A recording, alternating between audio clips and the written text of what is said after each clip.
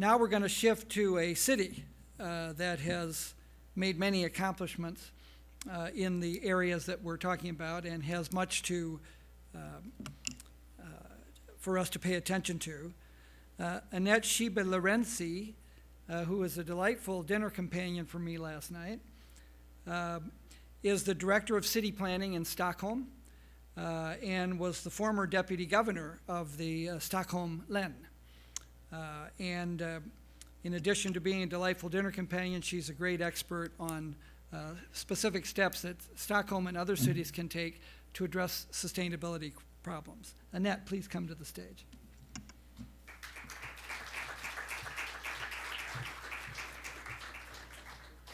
Thank you so much for these nice words. I had a great time at dinner last night. Indeed. Yeah.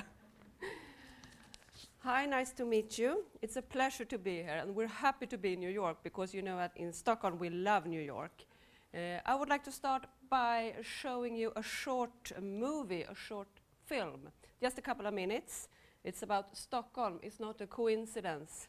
I hope the guys in the control room are ready. Yeah.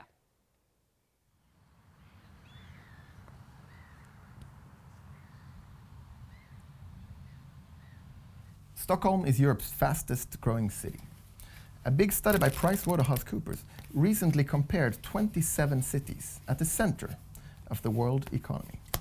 For intellectual capital and innovation, Stockholm ranks number 1. We rank number 1 for entrepreneurial environment and number 1 for health, safety, and security. Moving to Stockholm is not a coincidence. The quality of life is exceptional. The longest arts exhibition in the world is inside the Stockholm subway system. Also, the natural beauty of Stockholm makes it a pleasure getting around by foot or bicycle. We have 760 kilometers of bike lanes in the city, which is built on 14 islands, connected by 57 bridges. The city is made up of 1/3 parks and green spaces and another 1/3 waterways. The water out here by City Hall is actually clean enough to drink. I've had worse. Oh, it reminds me, I need to recycle a couple of aces for the rest of this. In Sweden, we recycle 99% of household waste. And thinking green pays off. In an extensive 3-year study measuring air pollution in 25 European cities, Stockholm alone aced it and met WHO air quality guidelines. The average city had twice our air pollution, the worst one 4 times more. Compared to there, living in Stockholm adds almost 2 years to my life expectancy just from breathing clean air. So I really like that guy. I think it's excellent. If you want to see the rest of the movie, it's on YouTube. Stockholm is not a coincidence. The green, where do I point it? There it is. So let me add to this, because it was a lot of bragging, that Stockholm is located on the 59th latitude. It's the same as Anchorage in Alaska and northern Kamchatka in Siberia. But thanks to the Gulf Stream, we still have a nice climate. But a large part of the year it's quite dark. This has forced us to be particularly inventive. We put a lot of energy into new ideas and innovation in order to participate and compete globally and to get ideas from other countries, of course, or cities. We are approximately 3 million people in the Stockholm region within a commuting range. Almost 900,000 people currently live in my city and in Stockholm, the city of Stockholm. Generally, when you talk about someone in Stockholm, one can say that if you live in Stockholm, you have a high education, you have traveled a lot, you are a so-called early adopter to new technology, which means that companies, such for example Apple, but there are others as well, will launch new solutions in Stockholm. Our citizens are also used to 24/7 services and have high expectation of quality of life. Clean air, as you saw in the movie, clean air and clean water, prosperity and equality. We like to think of ourselves as someone that embrace an urban lifestyle with green areas and parks. This is a typical morning. I don't know where to point it there. This is a typical morning in my city. I live just around the corner from here. 10% of our commuters commute by bicycle every day. But more significant, almost 80% in Stockholm uses public transport during rush hour. And cycling has increased rapidly. The development is partly due to the congestion charging system that was introduced in 2007 after a full-scale test in 2006. That was really exciting to be involved in, but that's another story. The impact on traffic was great, a decline of approximately 20%. And the result is still the same, even Stockholm is rapidly growing. In Stockholm, we want to be international, and we glance a lot at other cities. We get especially inspired by New York City and Brooklyn. Today, there's always the Brooklyn Brewery is located in Stockholm as well. They have a little extra place in Hammarby Sjöstad. But it's important to point out that it's a vital condition for us. We need to be international. Our economy is knowledge-based, and a vital part of our economy is based on startups and innovative companies. Our market is, as you can understand, far too small for our startup companies, and it's important to reach out and establish on a global market as soon as possible. This is, I hope you can see it, it's in New York. This is one of my former staff members, Mr. Thomas Bennick, last year when he took 10 startups here to New York to meet with investors and to see if they can get contacts to establish in New York and even in Silicon Valley.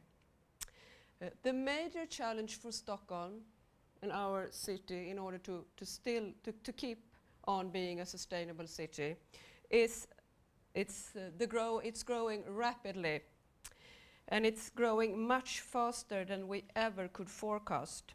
We're growing by about 40,000 new inhabitants each year. We're the fastest growing city in Europe. Actually, we grow even faster than Paris does. To cope with the challenges and meet the demand from our citizens, we're investing heavily in Stockholm.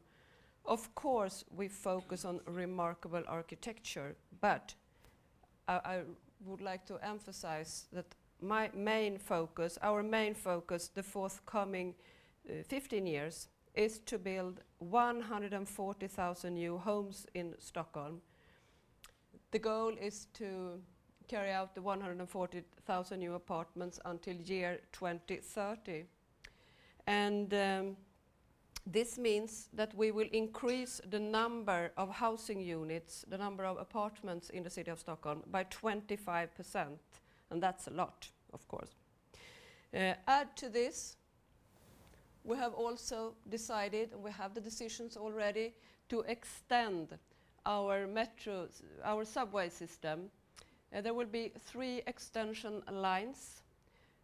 The planning process it's the yellow one, yellow marks. You can ask me afterwards if you're interested. The planning process is ongoing, and the construction work will start within 2 years. And add to this, we have a long-term agreement on new infrastructure, both road and railways in Stockholm. We will invest $18 billion until year 2021. And this is a picture, this slide is from the new city link that will open within 2 years and will double the capacity of commuter trains for commuter trains in Stockholm. The cornerstone for this task is, of course, our long-term vision 2030 for Stockholm. In short, it shows how the city will grow sustainable from several aspects. To increase the number of housing units by 25% and add to this the new infrastructure, it means that almost every citizen in Stockholm will be affected in some way.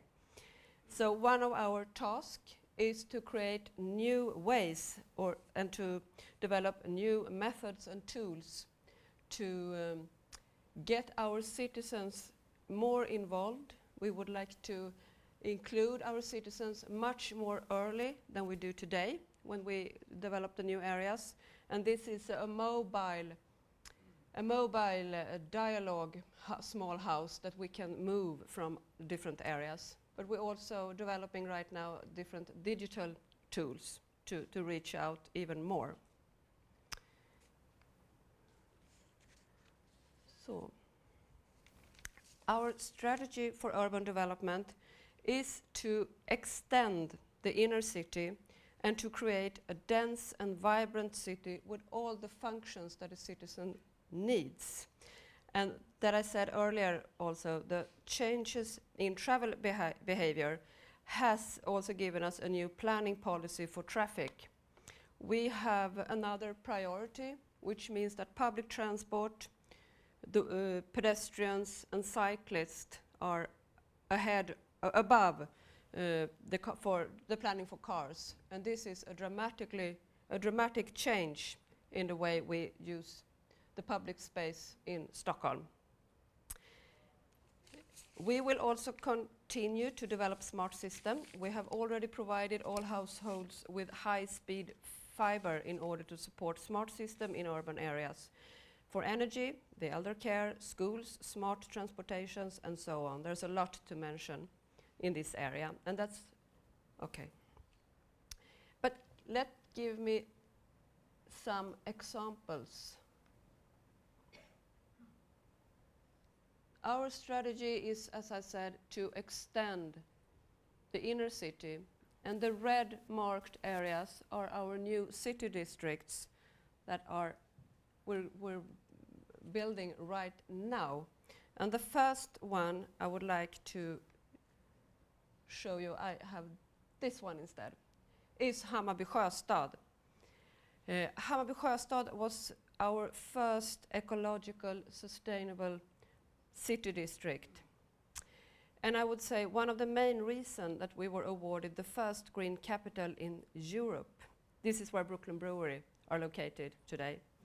The project started back in 1990 and is now a role model when we're planning our next area, which is Stockholm Royal Seaport. This is the part of the next generation of green city district, and it's currently being developed in a formal industrial and port area. 12,000 new housing units and 35,000 workplaces that will be combined with a modern port operation. Innovative green technology will enable the residents to manage their own energy consumption using smartphones. The city district will be fossil fuel free by 2030, but maybe most interesting here is that we will use the Royal Seaport, we will use it as a test bed for new innovative ideas and for our startup companies.